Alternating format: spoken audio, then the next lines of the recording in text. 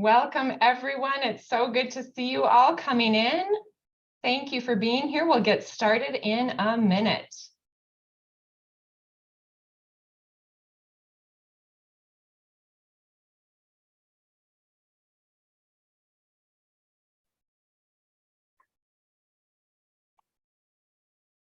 Welcome, welcome.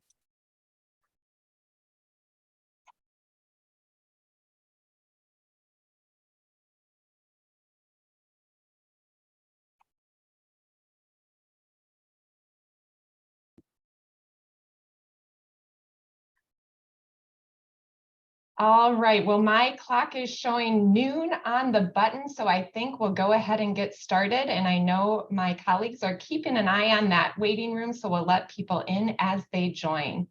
Hello and welcome. I'm Angie Pilgrim.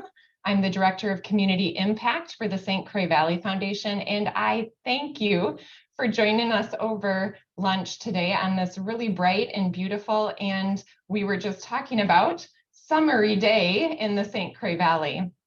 On behalf of the St. Croix Valley Foundation and our longtime partner and event sponsor, First State Bank and Trust, I am happy to welcome you to the third presentation in this year's Conversations of the Valley series.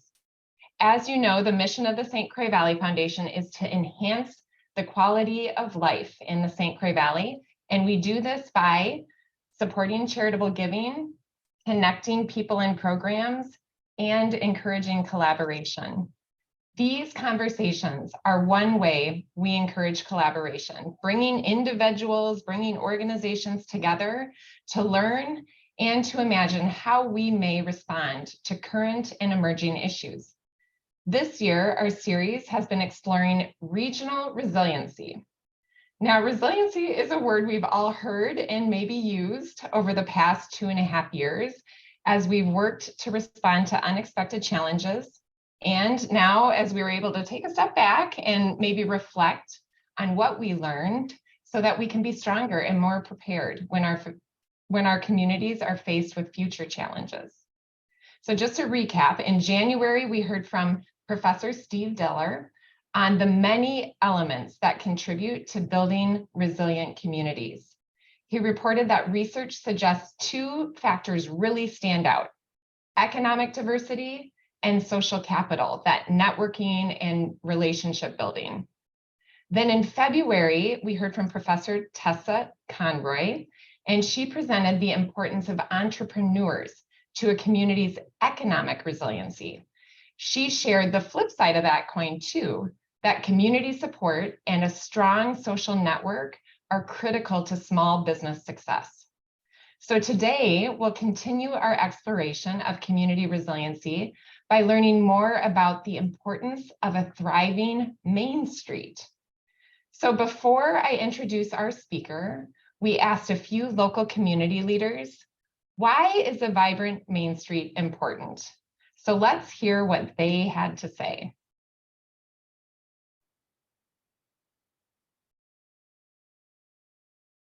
Hi, my name is Sara Jespersen, and I am the owner of the Madcapper and The Lumberjack. My name is Scott Soderberg, and I am CEO of FNC Bank. Hello, my name is Mark Elliott. I'm the Executive Director for Northwest Passage. We are a mental health treatment and assessment program with campuses located in Polk County and Vernon County. If you were to ask me, why is a vibrant downtown important, I would say it's the heartbeat of your community. It's the center where people gather. I think we're really lucky to have a downtown. A lot of cities spread, where with Stillwater, I feel like we come together. When I think of Main Street, I think of downtown. Primarily, I think those terms are synonymous. I think that concept is really meant to address the crossroads of a community. It's a central location. It's where civic events occur, economic activity, and social gatherings.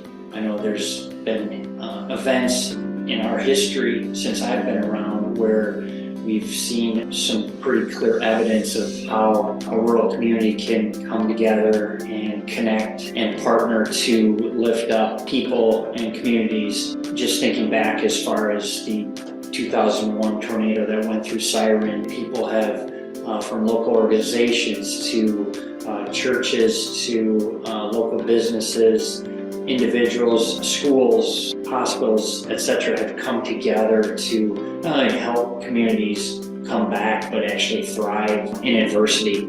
I think that it provides so many jobs for locals, and it brings visitors in, and it brings dollars here.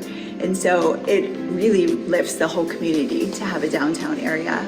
And I think the history of that in Stillwater is, I feel like we've always fought for it. The people that have lived here for generations know that our community and our downtown is something unique.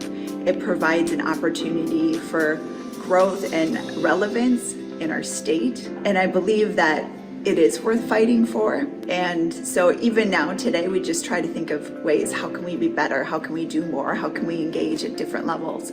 And part of that is how you partner with community organizations and other businesses. I think organic downtowns in communities have a much greater chance of being revitalized. And I think that really relates to the history that the citizens of that place have.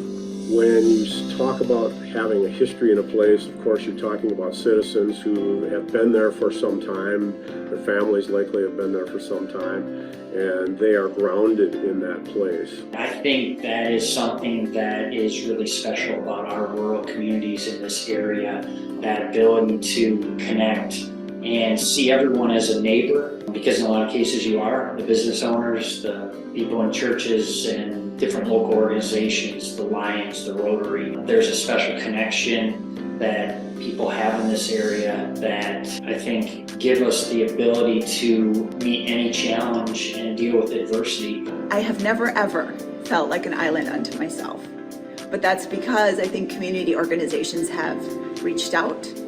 They've asked me to be part of what they do. And the more that I've entered into that, the more I recognize that's the foundation of who I am and who my business is. And without that, there's kind of an emptiness in purpose. And so once you engage, you start to meet people, you start to find out just how many people are pulling for you. You are never alone. And in Stillwater and in our downtown area, we're like holding each other up. Many multi-generational businesses, that's also quite important because each generation produces some goodwill in terms of maybe an individual business. When you have that next generation, I think it's expected that that goodwill will continue. That creates, again, a sense of place, a sense of history, and that really creates the resilience that you like to see and gives great opportunities for the longevity of that community. Local businesses have always been a strong part of this community. When COVID's hit a few years back, it certainly was an important part of getting through that, was the connection that we all had. And I think that is something that I am proud to be a part of this community, and love the fact that the strength is about the people and their connectedness to each other. And I've always thought that a rising tide floats all the boats, and that's exactly what we do in Stillwater with organizations and additional businesses. I'm so grateful.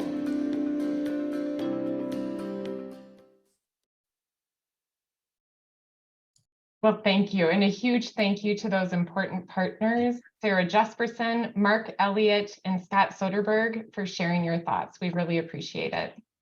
This COV season, I look forward to, alongside you, exploring community resiliency and understanding what issues may still require our region's attention. Ultimately, it is our hope that this 4-part series will raise awareness and spark ideas. So I invite you to think about what you can take away from today's session and implement with your organization or do out in your community. So a quick reminder, we've muted everyone, but we will have time for questions at the end. So please keep those questions in mind and type them into the chat box, which you can access at the bottom of your screen. So keep the questions coming, please, throughout the session, and we'll have Heidi address those later. And now I am pleased to introduce Dr. Heidi Swank. Dr. Heidi Swank is the Executive Director of Rethos, a historic preservation nonprofit based in Minnesota and working across 5 states and growing. She received her BA from Hamline University and a doctorate in anthropology from Northwestern University. Dr. Swank grew up in the St. Croix Valley and moved back from Las Vegas in January of 2021 to head up the 40-year-old nonprofit.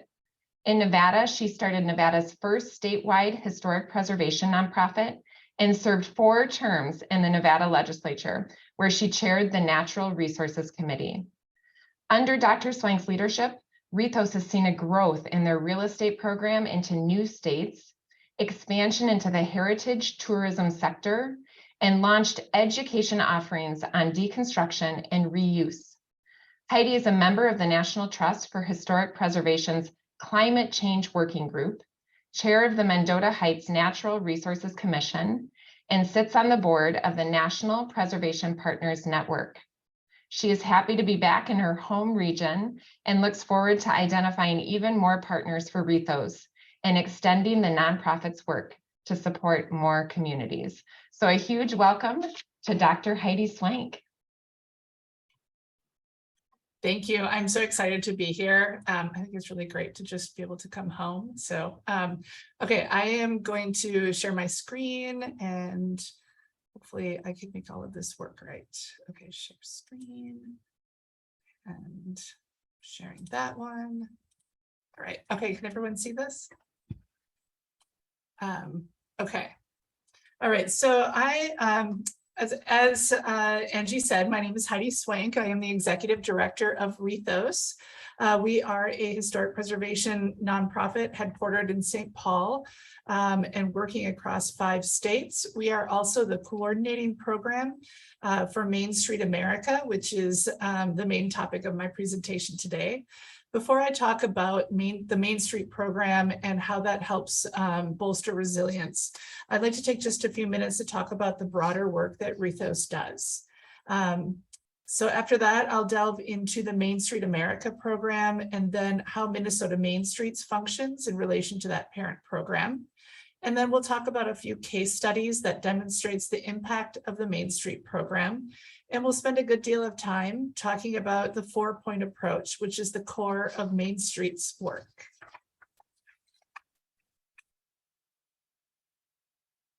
So at Rethos, we practice what we call the new preservation. New preservation is a practical approach to the reuse of our older historic buildings and sites. We understand that not every building can and should be kept, and that our buildings often need to be altered to meet the needs of today. And only a portion should retain significant historic integrity. So in addition to being more flexible about how we reuse buildings, new preservation also recognizes the diversity of stories and memories attached to our older and historic buildings. So this is often surprising to people, is that according to the US Department of Interior, buildings that reach just 50 years, and that means it's currently 1973 and earlier, could be of historic importance. And for those of us who were born before 1973, yes, we are historic. So it's critical that we recognize stories from these eras also, not just those from our origination stories. So moving the bar into the mid to later 20th century, this means that stories associated with the civil rights movement, problems of urban renewal, and newer forms of architecture are all under the umbrella of the new preservation. And there's also an increasing recognition of the importance of what is called the recent past. So this would be currently maybe up to like 1980 or 1985. So here in Minnesota, this means that the creation of the Hmong and Somali diaspora communities, mid-century modern residential and commercial buildings, postmodern buildings, and so many other buildings and events that have shaped our towns, cities, and spaces are part of the new preservation.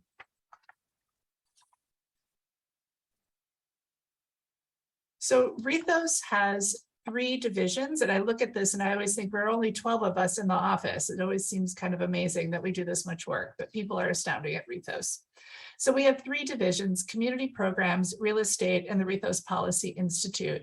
Our community programs runs Minnesota Mainstreets, which I'll talk about in a moment.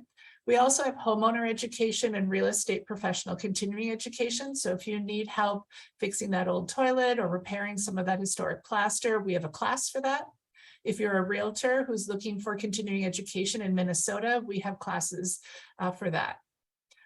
We have recently launched our heritage tourism program that is currently just one event. It is Doors Open Minneapolis, but that event will allow us to start looking at other events in other communities. So that happens in mid-May, and after that, we're going to start looking at where we're going to grow our heritage tourism program. And we also do community engagement. So we will work with communities to talk through hard issues and to figure out a path to being able to work together better. So that's our community programs division. Our real estate division has our historic rehab loans. And this allows developers who use state historic tax credits to defer their tax liability down the road a little bit when they're trying to put together their capital stack. I always say everybody's got to pay their taxes. This allows you to do it a little bit later. We have preservation easements. And so these are, this is a tool that would be put on like a single building to preserve it if it's particularly historically important. And coming soon, we have our historic listing service. And this is a place where school districts, churches, excuse me. Of course, where school districts, local governments, and even just building owners that have large, rather problematic buildings to find a new owner for and a new use can list them. And then we work with developers to make sure they know that they can come to our website and look at and find buildings that they may be interested in investing in. So this we're hoping to launch by the end of this year. We also have our Rethos Policy Institute. Mainly this has done historic tax credit advocacy at the state legislature, but done other preservation initiative advocacy work. We are also one of the founding members of a coalition called Revitalize MN that has been key to bringing back the Minnesota State Historic Tax Credit. And lastly, we are now developing a program for advice for local preservation groups who just need a little bit of help here and there on a particular issue. So that's about Rethos. And I want to talk about what the Mainstreet program is. And it's really interesting to listen to the video when from all of the three people who were speaking earlier, because really so much of what they're talking about networks and being able to find that support in each other is what the Mainstreet program helps to create and helps to maintain and add structure to. So really, what the Mainstreet program does is help you help an area become more resilient. So Mainstreet America has been around for about 40 years, which is 1 year shy of Rethos. So I'd like to say we are older than Mainstreet America, as we started just 1 year before them. And it has spread across the United States. But as you can see in this map, its strongest presence is in the middle of the country and eastward. And we also, as you can see in Minnesota, don't have a lot of Mainstreet communities up in north and northwestern Minnesota, which is something we're working on. So Mainstreet communities become part of this immense network of communities, ideas, and sharing. Our new Mainstreet manager just went to the Mainstreet Now conference, which is the big annual conference. And he came back and was talking about how it's so amazing because everyone shares ideas, supports each other.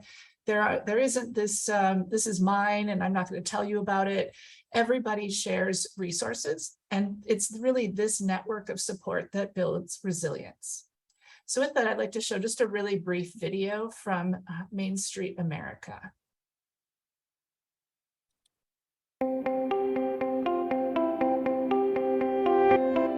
The reason Mainstreet is so successful is because of the people. None of us is as smart as all of us, and so when you get people to sit down together and talk about the future of their community, and then you give them a framework to reshape it, they can embrace that and work hard and really change a place. We see volunteers taking on all kinds of responsibilities. So you might have a graphic designer who volunteers their time to develop a logo for downtown, or an attorney who volunteers legal services, an accountant who helps with bookkeeping for the Main Street. They are singularly dedicated to making their communities a better place and improving the local economy of their community, enhancing the overall quality of life.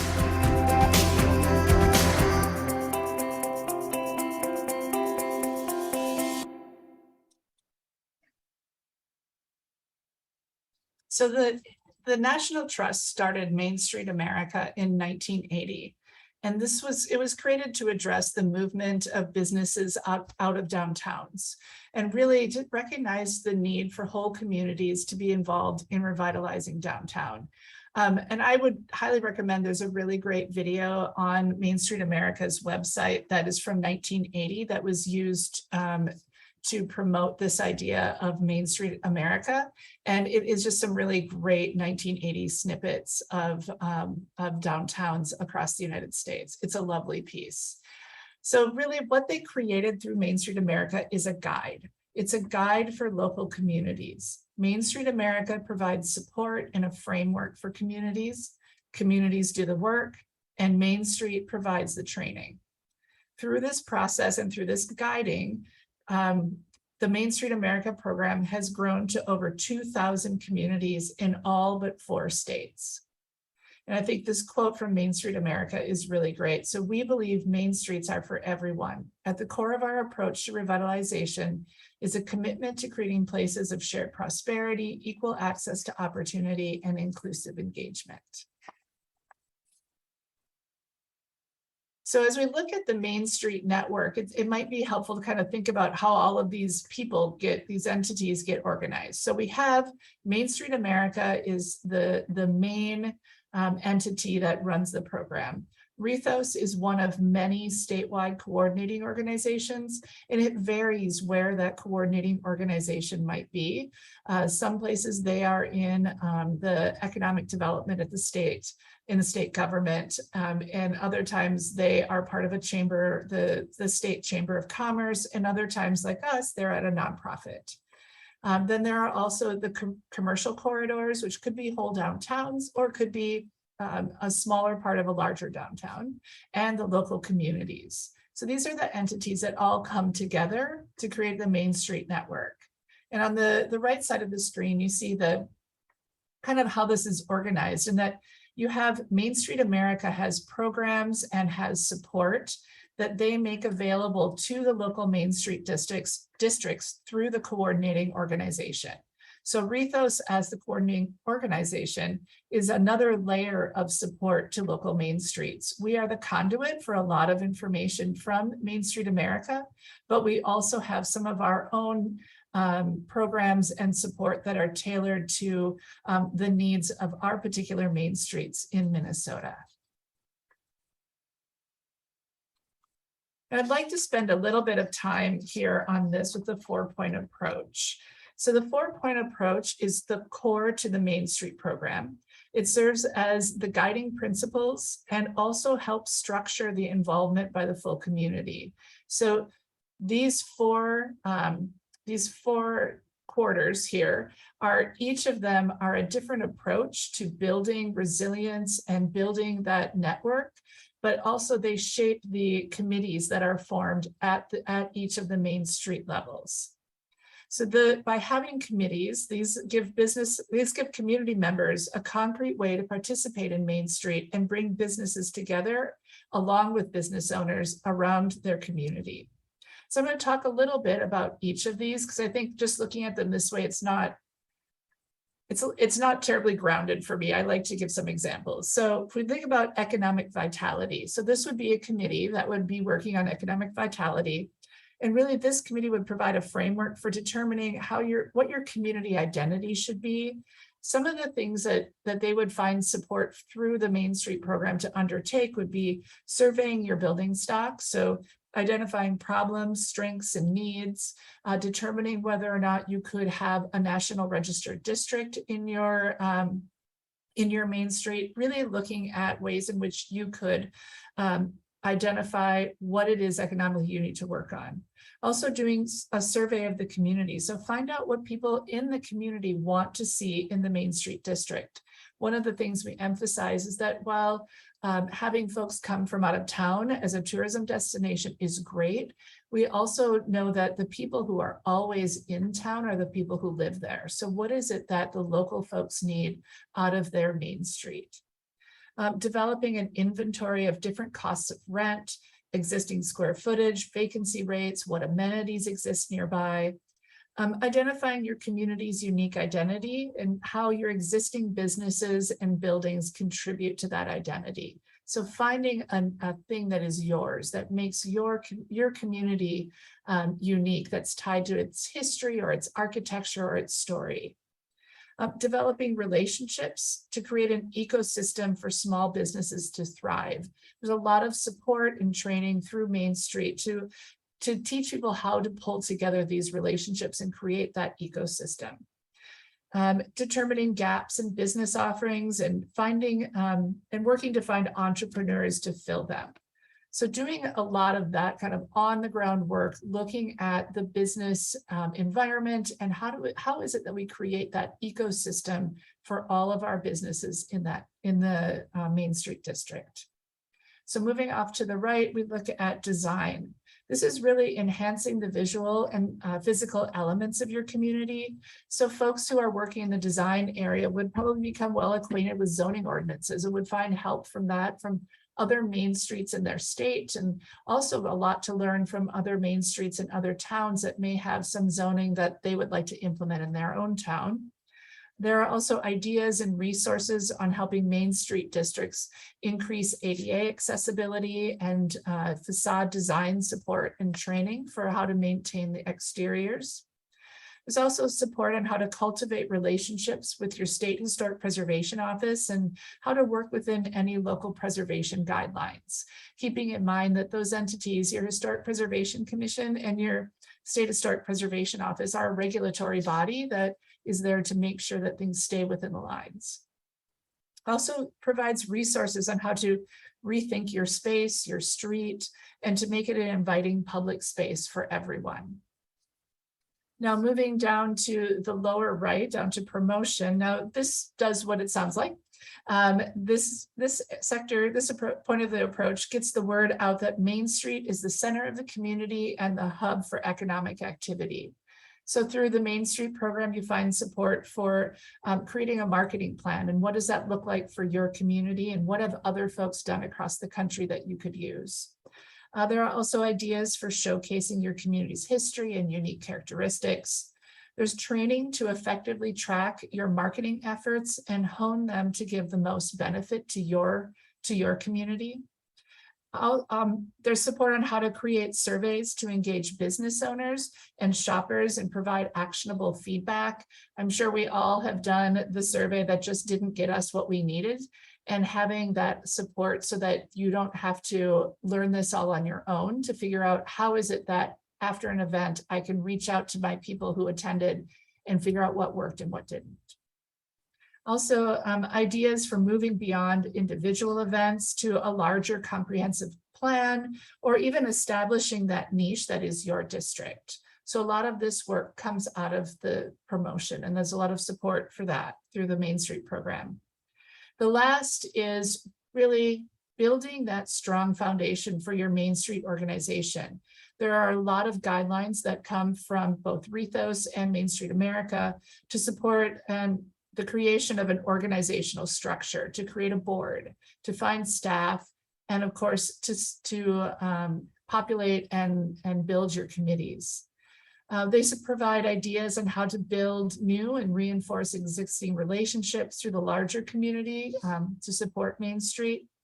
How to start a volunteer program. I think that's one of the really great things that comes out of being part of the Main Street community, is that you learn how to pull in volunteers to be invested in the district too. Also strategies for helping community members feel a sense of ownership and pride in their Main Street, and build relationships with potential funders and create donor recognition opportunities to fund initiatives.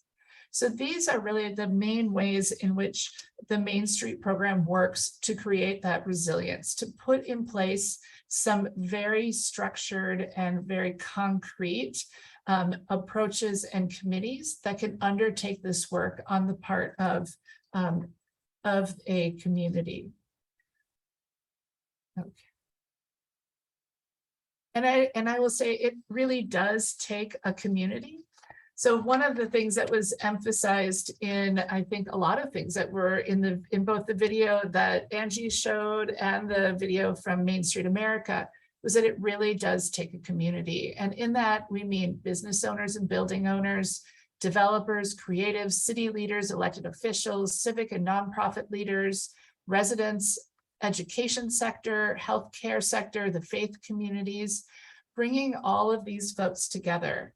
And that's one of the things to think about as if there is a community that's interested in joining the Mainstreet program, in that before you get into the Mainstreet program, you want to take some time to have a lot of these conversations in advance.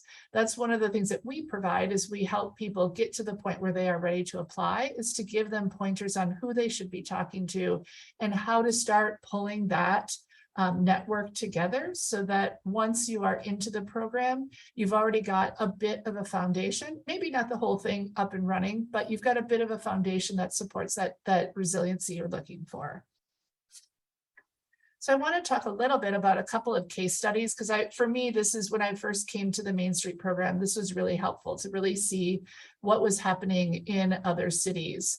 And I'm going to start with two that are not in our area. So first, I'm looking at Washington, Missouri. So this is one of the first main streets in Missouri. It was one of the first 5 that started in the program. They started in 1989, so a while ago. And today they have more than 500 buildings on the National Register for Historic Places. And I think the one thing to keep in mind about the National Register, especially for a commercial district, is that being on the National Register gets you access to state historic tax credits and federal historic tax credits. And both Wisconsin and Minnesota have state historic tax credits. Well, Minnesota will. We're in really good shape just on that front. But that gets you access to those tax credits, which is up to 40% of the expenses you have on rehabbing a building. And there are no protections that come with being on the National Register. The only protections that come is if you use federal money or if you are using tax credits, then there are some protections that are placed on your building. And also in Washington, we have a lot of restaurants, galleries, and apartments that have come in. And this is the typical story off to the right, the quote from the mayor, where 30 years ago, people were leaving, right? This is why Mainstreet started, was that people thought that downtowns were no longer going to be something we had in towns. And now you can see with Washington that they have a very vibrant downtown. So for a city of 14,000, since 1989, almost $65 million has been invested in the Mainstreet district, a net gain of 112 businesses, and a net gain of 435 jobs. I want to look at one more case study, and now we're moving out to Wyoming.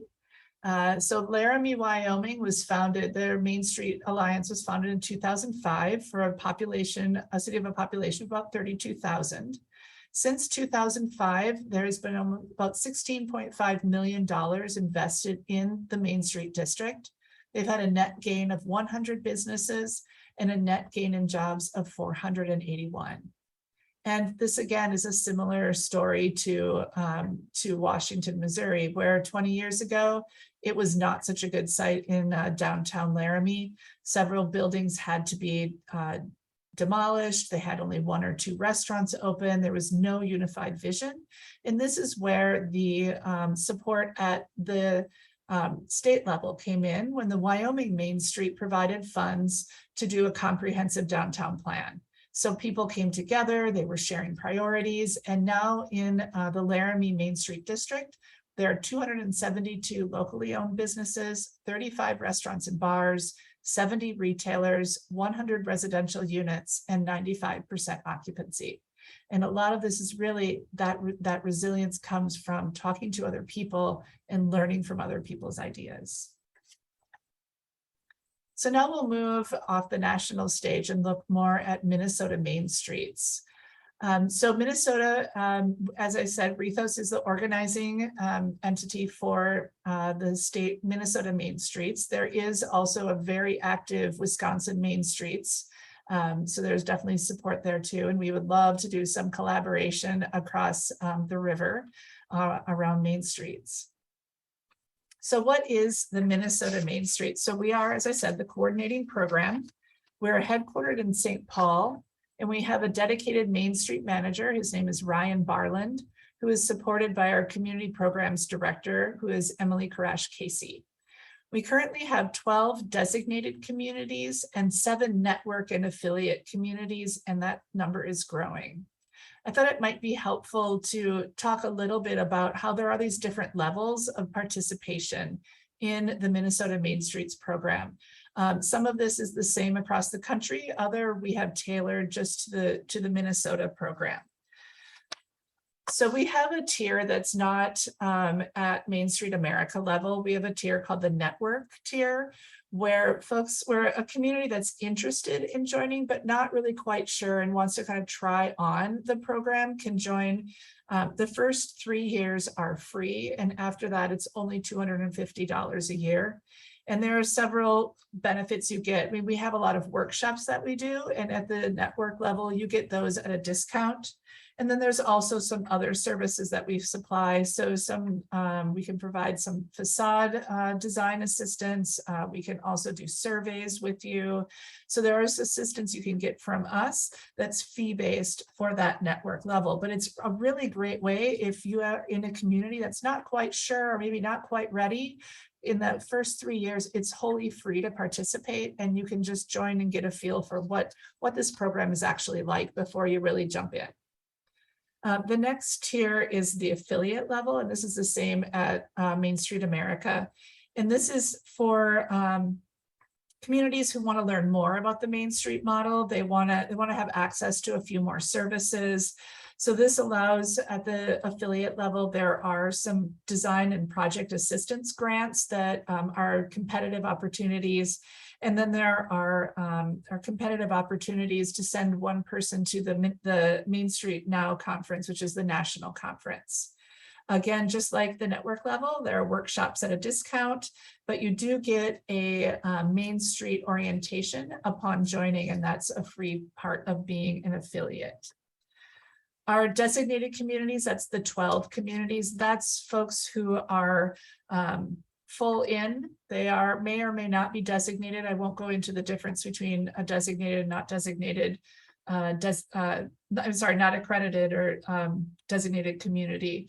But this provides a lot more assistance. So there is free design and project assistance. There are free workshops to attend. You get a Main Street orientation upon joining. You can send one person from your Main Street to the Main Street Now conference. And then there is a free annual visit from our staff to kind of see how things are going and see where we can help and where we can provide that assistance.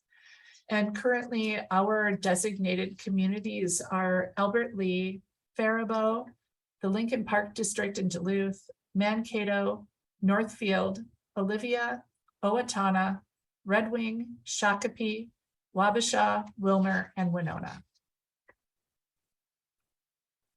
So one thing I want to also point out is that the Main Street program through Rethos is funded in part by funds from the state of Minnesota. And with that, we want to give a big shout out to the Minnesota Historical Society. A good part of the funding for this program comes from the Arts and Cultural Heritage Fund grant. And then they also have a partnership with the Minnesota Heritage Preservation Department, which gets us access to some of that clean water, land and legacy amendment money that helps support the program so we can keep costs down for our local communities. Now, as I said earlier, there is support that comes from the national Main Street, and then there's also support that comes at the state level, so through Rethos.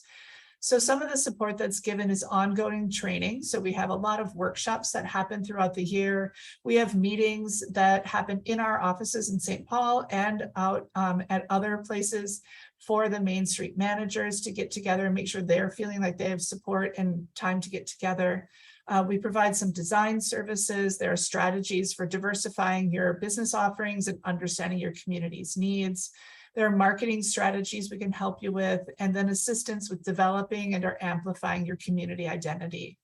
And the big thing again about the Mainstreet program is that this is a lot of communities. You definitely have, your folks in your town and maybe the next Mainstreet town over, but you can tap into all of those 2,000 communities across the United States. And we know it's that type of network, that network of ideas, support, and best practices that create resiliency in our main streets. And just keep in mind that your town does not have to do this alone. There are so many people out there who would love to help.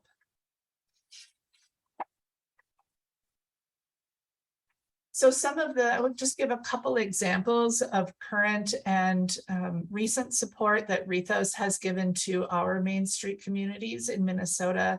So during the COVID pandemic, our board of directors raised funds to support the Main Street businesses and gave out grants to some businesses during the COVID pandemic.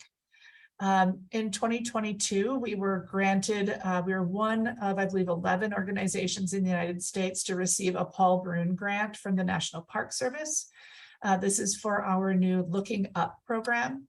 We know that that second story in a lot of buildings doesn't necessarily get a lot of attention, but could be a really great way to keep continuity and a solid revenue stream. If you could rehab that second story into apartments or into a dentist office or a legal office, something that doesn't require a storefront. So we are in the planning phases right now. By the end of this year or early next year, we will be putting out a call for grant applications from our rural main streets for projects to rehab second stories, and these grants will be up to $50,000. We also recently, I think 3 weeks ago, received one of the 2023 Equitable Entrepreneurial Ecosystem Grants from the Kauffman Foundation and the National Trust for Historic Preservation. And through this grant, each participant will get a one-day statewide workshop on equitable entrepreneurial ecosystem building. It is open to any rural community to attend, and there will also be an opportunity for in-community and virtual programming for 3 selected communities to implement this type of ecosystem building. So that you keep an eye on our social media. This should be coming out at some point soon. And we're really excited to have gotten this grant. I think there were maybe 10 entities across the United States that received these grants. So with that, I wanted to return to a couple of case studies specifically from Minnesota, because I think that really kind of grounds the impact of what this network can do for resiliency in your communities. So I want to talk first about Mankato Main Street. So this Mankato joined the Main Street program in 2017. And since then, they have created 161 new jobs. They've had over $10 million in private investment and just over $10 million in public investment. They've had 40 building rehab projects, 6 new small businesses or expansions, and just over 2,000 volunteer hours contributed to since 2017. So some really great returns and projects, and I'm still amazed at the $10 million of investment, both public and private. So looking at Wilmer, who was one of our earlier Main Street towns, they have created since 2013, when they joined the program, 154 new jobs, private investment almost 22 million, and public investment getting close to 1 million. They've had 49 building rehab projects, 1 new small business and expansion, and the volunteer hours are impressive. 12,000 volunteer hours contributed since 2013. So as you can see, these are right here, right by us, the definite impacts of the Main Street program and how it's been so helpful in creating investment, jobs, and that network that you need to have that resilient community. So I wanted to talk just a little bit. our director of community programs is big on this phrase, lots of little. And I think it's a really important way to think about the Main Street, in that it often seems like it could be overwhelming to try to pull together everything and get us all done. And it seems like a lot, but really what this is, it's a couple of conversations here and there. It's conversations, it's small events, it's trying to do many things, that not just one big event, but lots of little things that happen throughout the year to create a Main Street that people want to come to, that people think of as a fun place to go to, that they can see it as having the things that they need to purchase or they want to participate in. And so thinking of things from that perspective of lots of little, I think makes it seem, while you could look at, like, you look at Wilmer and they've got 12,000 volunteer hours contributed, that may seem insurmountable from where your community is at, but it's really just taking that one step at a time. So with that, I want to thank everyone for listening to me go on for so long, and I am happy to answer any questions you may have. Fantastic, and thank you, Dr. Swank. That was fascinating, and we greatly appreciate you being here today. And I did get some questions that I want to throw out to you. So first of all, you know the St. Croix Valley, you know it well, you were born and raised. It's a beautiful region with so many unique communities. Does Rethos or does Mainstreet America ever approach work more regionally, or are they really focused on community by community? So the Main Street program itself is focused on each community, but the work that we do as an organization is definitely more regional. We have done a lot of projects just trying to pull folks together. So we, as the statewide historic preservation nonprofit, I should say, you may have heard of us before as the Preservation Alliance of Minnesota. That's what we used to be before we changed our name. But we do a lot of work to try to pull together as far as advocacy, trying to get folks to talk to each other, to help each other, but definitely working in a bit of a regional perspective. Okay. We see it all as a big, I think similar to in the video, when we all are working well together, all boats rise. Right. Very good, thank you. The Heritage Tourism Program, that was one area that you said you imagined some growth. Can you tell us a little bit more about that growth? How are you approaching it, and should we be listening or watching?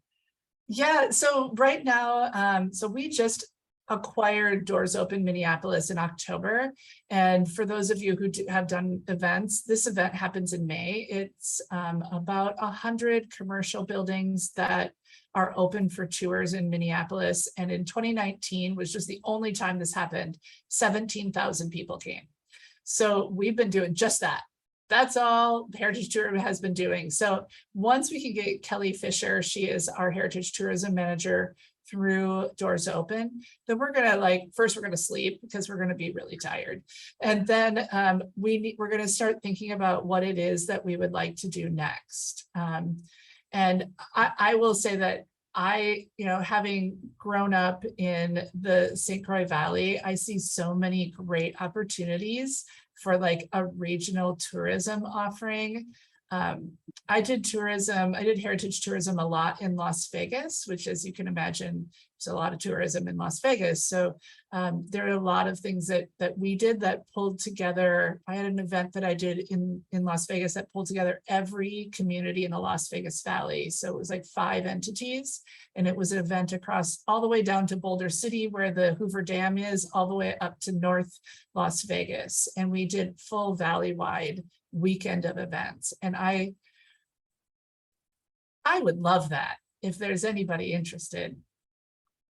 Well, that is wonderful to hear. And we have a wide range of people attending today, and I know one of the attendees asked this. Some attendees are probably hearing about this information or this type of work for the very first time. Others are deeply engaged in this work. So what do you recommend to folks if they want to get off the Zoom and do something right now? What are some really practical ideas for community leaders to take away from today?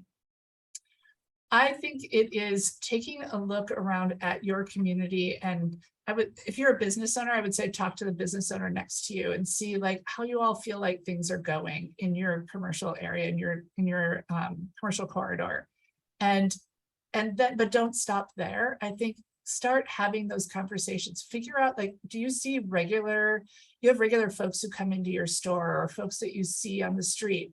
Can you pull them in to help out as a volunteer? Can you help them? Can they help you start a volunteer group that pulls in people from the community? I think that's always when people come to us and are interested in the Mainstreet approach and how this could help in their community. We often hear from like, maybe a handful of people.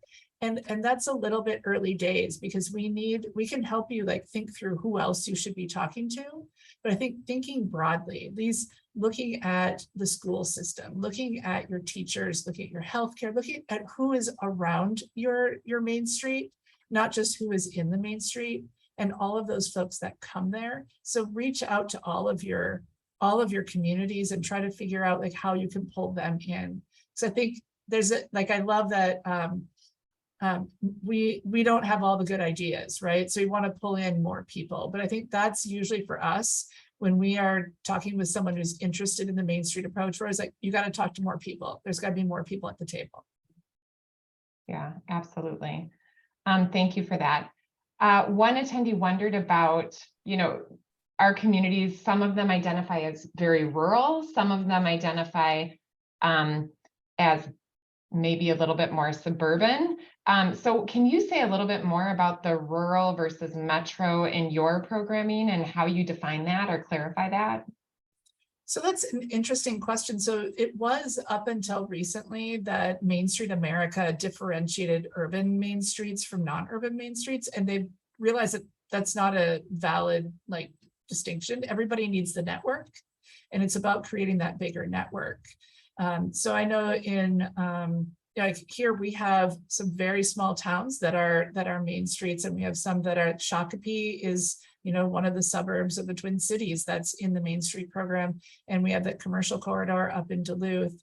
But then we also have Wilmer, that's it's a town on its own, and so there are a lot of things that may be different. But for us, I feel like creating that network so people can learn from each other reaches across that urban-rural divide. Okay, very good. Thank you.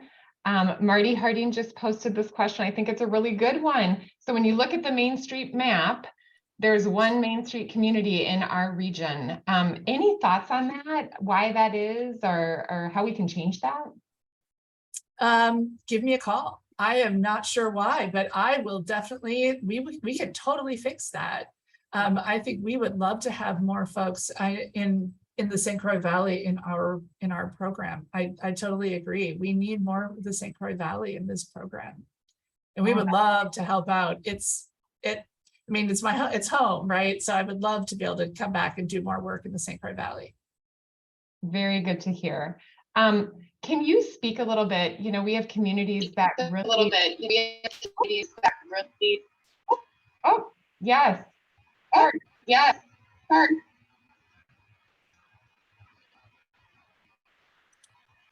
I'm echoing and I'm echoing. There we go. I think someone had unmuted. Okay, I think I got us back on track.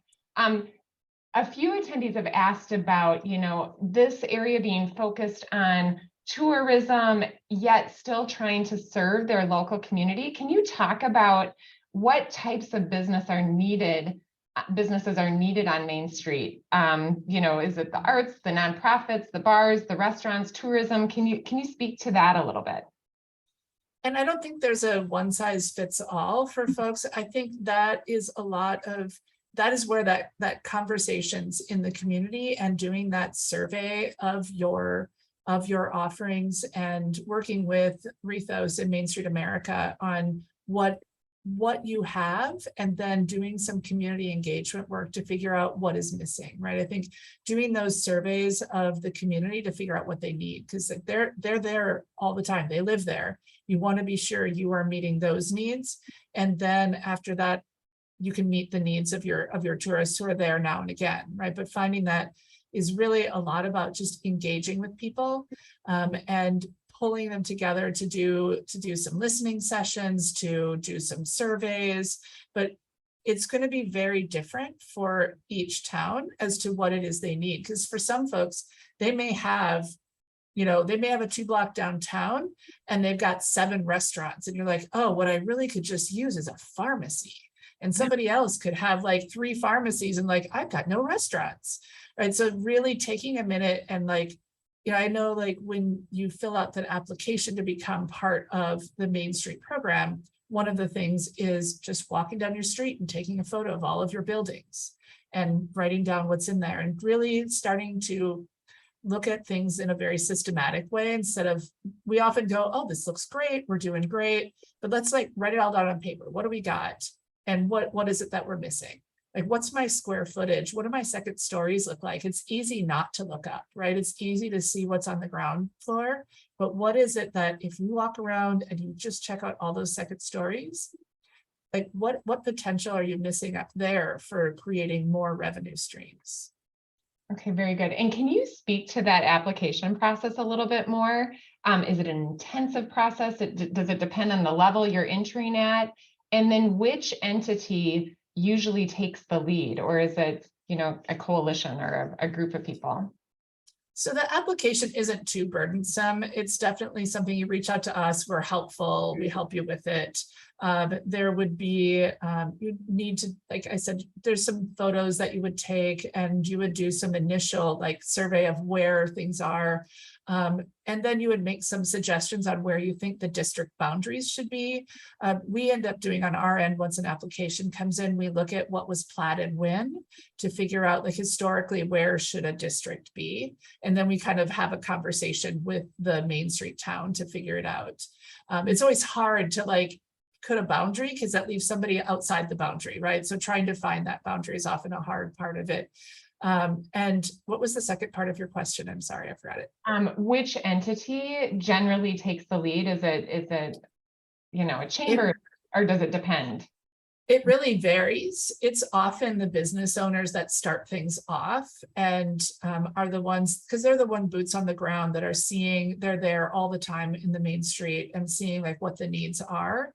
And so then they are the ones who usually start talking to each other and then reach out to the chamber and the city, and then they all get kind of pulled in. Okay, very good. And I'm going to take one more question, and I think there's going to be some I didn't get to. So Dr. Swank, maybe we can circle back on those questions after the fact via email. Rick Bonlander, he's the committee chair, and so I'm thrilled to ask this question. Why should government or philanthropy think about investing in private business? Why is that important? I would say that private business is also a public good, right? Having a place where, if we think about the times when you've gone through a small town and you see boarded up businesses and you see that things are not functioning, they've got the 1 or 2 restaurants, like the Laramie example, right? You know that the people in that community don't have pride of place. That town is at risk because people need to have some place that they can look to. There's a great quote, my favorite historic preservation quote is, old buildings are like memories you can touch. And so if you don't have that place that's activated and has that feeling for people when they come into their downtown, like I think when I drive into downtown Prescott, I'm so proud in Prescott. It looks great, right? I mean, and like that makes all of those folks who live there feel like this is where they want to be. And so in many ways, like to keep our small towns going, we need to have that place that creates that area that creates pride. And so I think in that, it is a great place to invest for private businesses. You should be investing in your private businesses. Okay, thank you. Thank you for that. So again, some questions went unanswered, but we will circle back to those chat questions after the session. So a huge thank you, Dr. Swank, and thank you again to our sponsor, First State Bank and Trust. Of course, thank you to the COV Planning Committee, especially committee chairs, Judy Freund and Rick Bonlander. And just a reminder, please join us for our next program, the final in this series, which will be hosted on Wednesday, May 10th. And this next session will be focused on child care's role in resiliency. And we'll have representatives from Child Care Partnership and First Children's Finance. And this is definitely a nut that needs to be cracked. So we look forward to digging into that a little bit more. And registration for that program will open later this week. If you have any thoughts or comments about today's program, please, or you'd like to learn more about the St. Croix Valley Foundation in general, please email me or give me a call. We'd love to talk to you. And lastly, thank you to all attendees for being a part of these important conversations. I hope we'll see you again in May. So thanks for being here. Thanks again, Dr. Swank. And this was fantastic. Good to see everyone. Thank you.